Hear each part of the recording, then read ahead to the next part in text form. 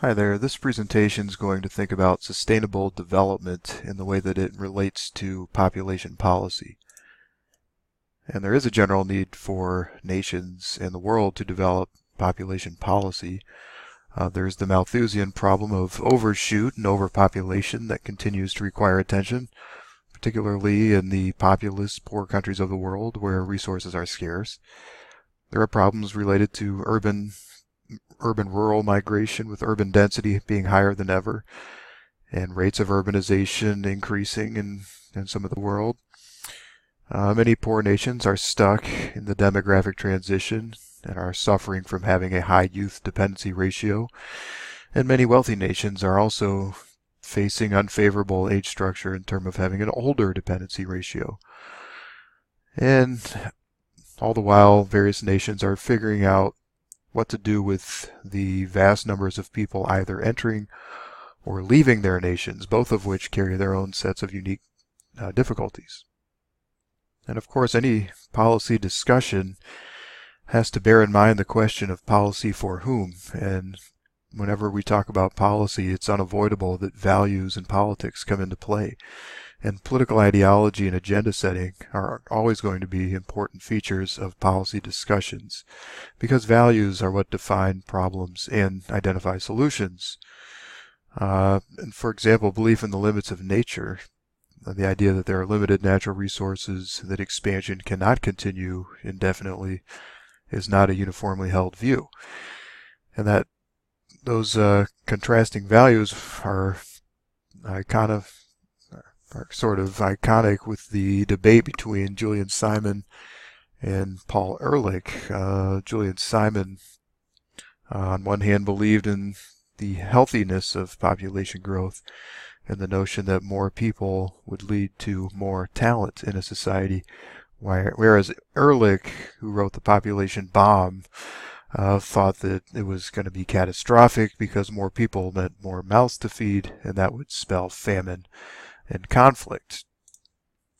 So that brings us to the notion of sustainable development. And the idea here is balancing economic with environmental and social concerns. And at the heart of social concerns are equity issues. Sustainable development requires attention, therefore, to the way population size and distribution interact with economic, environmental, and social outcomes.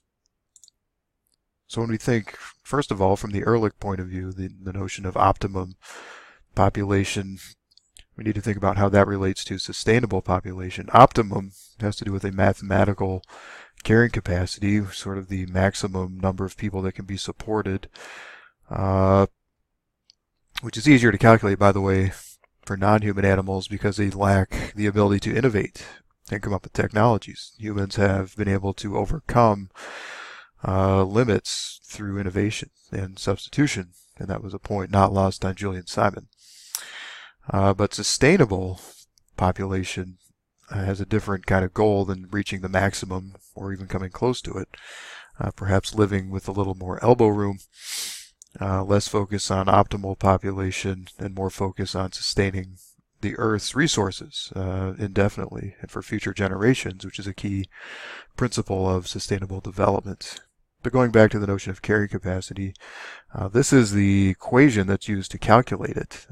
We've got change in population over time as a function of the rate of increase times population multiplied by 1 minus population over the theoretical maximum, and that's going to give us our carrying capacity. If we use that equation for the state of New York in a system dynamic model as I've developed here, where we look at sustainable food supply relative to population, you can see that the local carrying capacity of New York State has been diminishing over time, the period for which there are available data on, for example, acres of farmland in production, which has been declining, which is largely why this has gone down.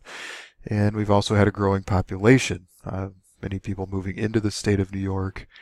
It's had healthy population growth for most of its existence, with a slight downturn in the 1970s. But globally, the notion of sustainable development has received attention, starting in 1972 with the Stockholm United Nations meeting, which was then followed by the Rio meeting in 1992, where the notion of sustainable development was first introduced, and then revisited 20 years later at Rio Plus 20 in 2012. And there, additional concerns of social equity were included. But the basic principles of sustainable development to come out of those international declarations are the ideas that nothing is free, that traditional development indicators were too narrowly defined in economic terms. There's a greater need for environmental education. We need new measures of development that are more sustainability related and would account for environmental and social equity concerns, and that there's a need for conservation to ensure the resources are around for future generations. And those are the major concerns when you start thinking about sustainable development and population policy. Thanks.